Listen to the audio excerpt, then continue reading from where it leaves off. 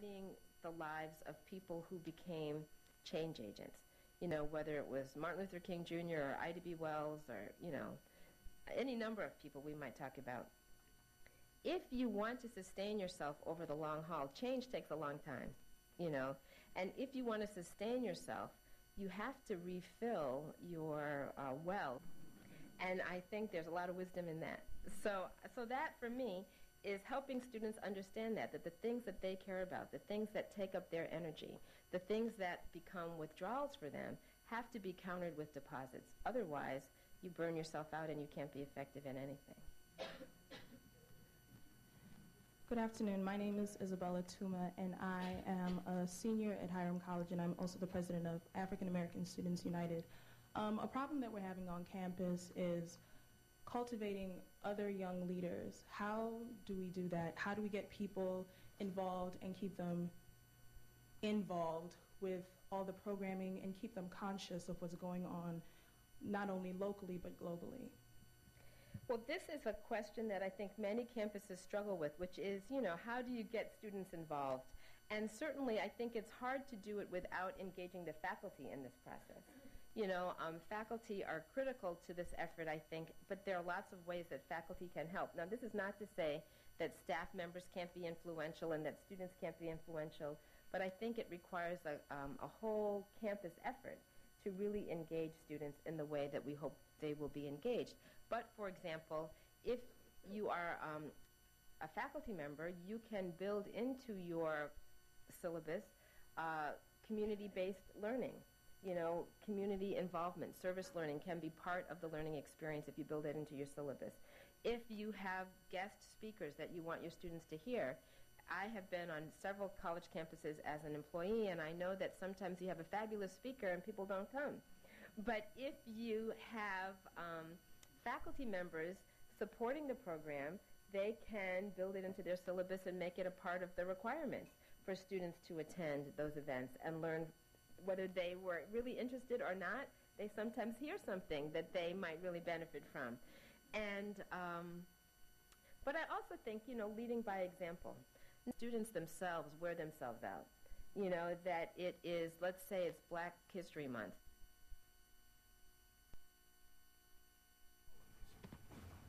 Thomas Gage now has only 7,000 soldiers, surrounded by Washington's 16,000. The loss we have sustained is greater than we can bear. Small armies can't afford such losses. The rebels' number is great. So many hands have been employed. I wish this cursed place was burned. Thomas Gage. October 11th, 1775. Without fanfare and without honors, General Thomas Gage is relieved of his command. Once Britain's most powerful man in America, he returns home alone and disgraced.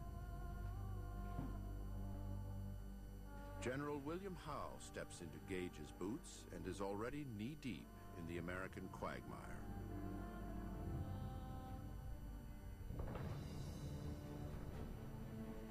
In London, King George roundly rejects the Olive Branch Petition, Continental Congress's last grasp for peace. On October 26th, in his annual speech to Parliament, the king throws down the gauntlet. It has now become the part of wisdom to put a speedy end to these disorders by the most decisive exertions. King George III. What the king wants is a military solution to a political problem. But his call for war is anything but unanimous among Britain's people and politicians. But when Parliament votes, war carries the day. The military is ordered to send thousands more troops and a full armada to quell America's escalating revolution.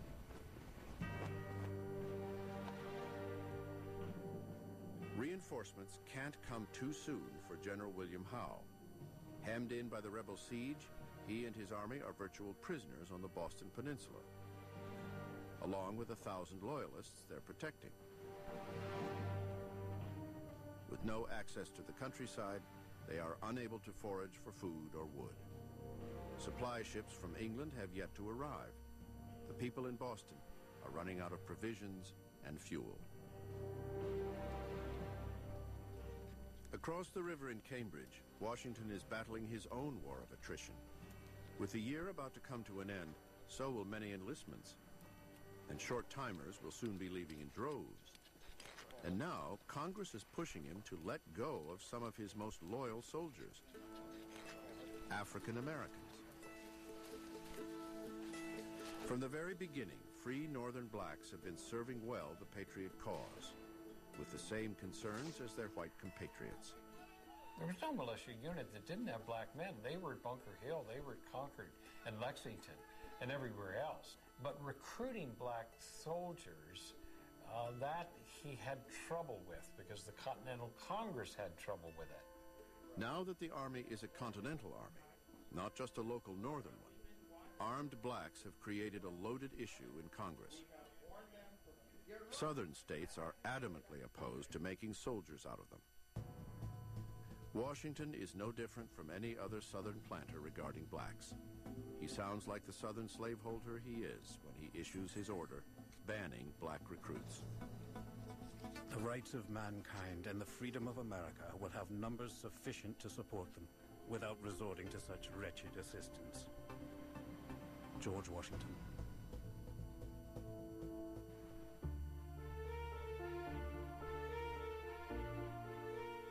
The great irony is that the one man closest to the general is a black man, his slave, Billy Lee. For the 7 years since Washington acquired him, Lee has been his master's valet and constant companion. Washington calls him my family. Billy Lee was more than just a slave to George Washington. He was his personal slave. Billy Lee went with him every place. George Washington was the best horseman in Virginia. Billy Lee was the second best. And he and Washington would horseback ride just about every day. And so the two of them presented quite a picture that was noticed over and over by people at the time who wrote about Washington and his male servant, Billy Lee.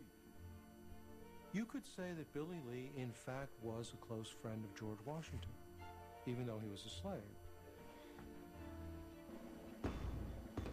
Washington and Congress's decision to reject black soldiers plays perfectly into the enemy's hands. The Royal Governor of Virginia, Lord Dunmore, issues a proclamation that welcomes blacks to the British side. I do hereby declare all indentured servants, Negroes, or others that are able and willing to bear arms, free, they joining His Majesty's troops as soon as may be. Lord Dunmore. The Dunmore Proclamation wreaks havoc throughout Virginia. Thousands of slaves flee their masters for this chance at freedom. If you have the opportunity to throw in your lot with people who are promising you a much better situation than you have had, you'd be silly not to take that promise seriously. It was the best opportunity for freedom they had ever seen, and they never knew whether such an opportunity would ever present itself again. You know, Thomas Jefferson estimates that in Virginia alone, 30,000 African Americans walked off to plantations, and many of them became British soldiers.